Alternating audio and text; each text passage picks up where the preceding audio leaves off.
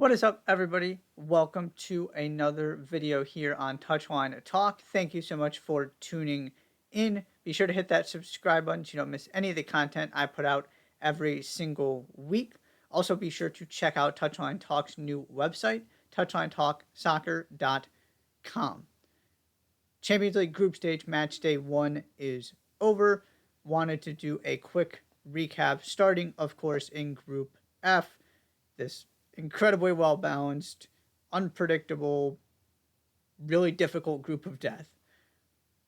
Newcastle go into Milan, come away with a point.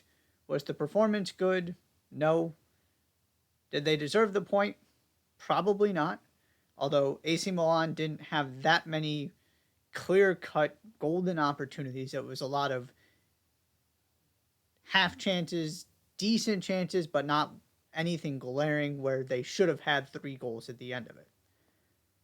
These are two teams that came in really struggling defensively. I talked about this with AC Milan over the weekend after what happened in the Milan derby. They've got to figure that out. And so to hold Newcastle without a goal, to keep a clean sheet in the Champions League, very, very positive. Do you love the fact you drop points at home? No. And on the Newcastle side, you take the point on the road in this group all the time, regardless of what it actually looked like. And the fact that you were able to keep a clean sheet, Nick Pope played well, made the saves he was supposed to, just was a really, really solid goalkeeping performance that helped them get that point.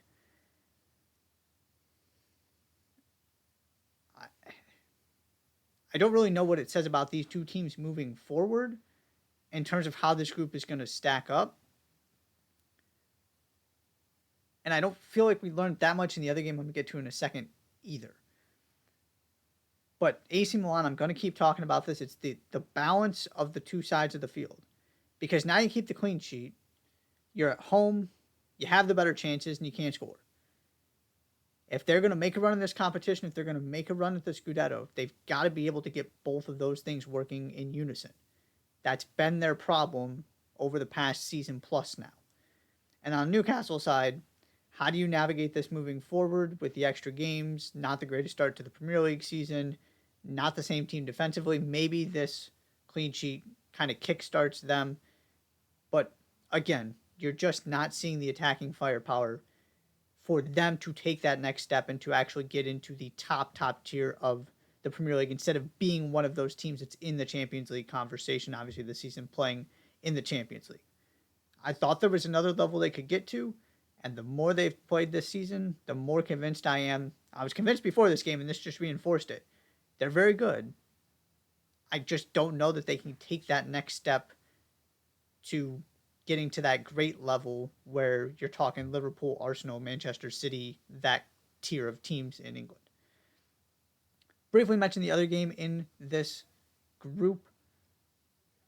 PSG take care of Borussia Dortmund at home. Couple goals get the job done. Again, I don't know that we learned too much here. That's a game PSG should win. It's very good for PSG to get off to a good start in this group and to be the only team that wins on match day 1 when every single game is so unpredictable. There is nothing that you can just look at and say that even should be points, because who knows. So to have 3 on the board, to get a win at home, very positive start. And maybe this group is what PSG need to kind of get going, and maybe this season turns into something where the narrative is kind of reversed, and we're way too far to start talking about this as something that's happening. But it's not been good in Ligue 1. This was really good. Can PSG continue this? Because this team is a factor to win the competition, if that's the team that shows up every week. If PSG is not at their best, or Mbappe is not available, for example, they might be the worst team in this group. And so that is going to be the story of this group for me, is I feel like we pretty much know who these teams are. PSG, maybe the jury's out a little bit in terms of how good could they actually be or how bad could they actually be. based on what we've seen so far and the weird dynamics with Mbappe. The question is, who can put together 6 games? Or even just 4 games, because you're going to have some probably not so great performances or things that don't go your way because you're playing such good competition every single match day. One game isn't going to do it. Can PSG keep this up? Because right now, they're not only on top of this group, they looked the most impressive here. Long way to go before we actually get to the end of the group stage and enter the knockout stage, having that same kind of conversation, though. So, 1 draw, 1 win in the group of death. The other game I want to talk about for a minute here before I end this video is what happened in Munich. There was a lot. Did Manchester United deserve to be in that game? Probably not.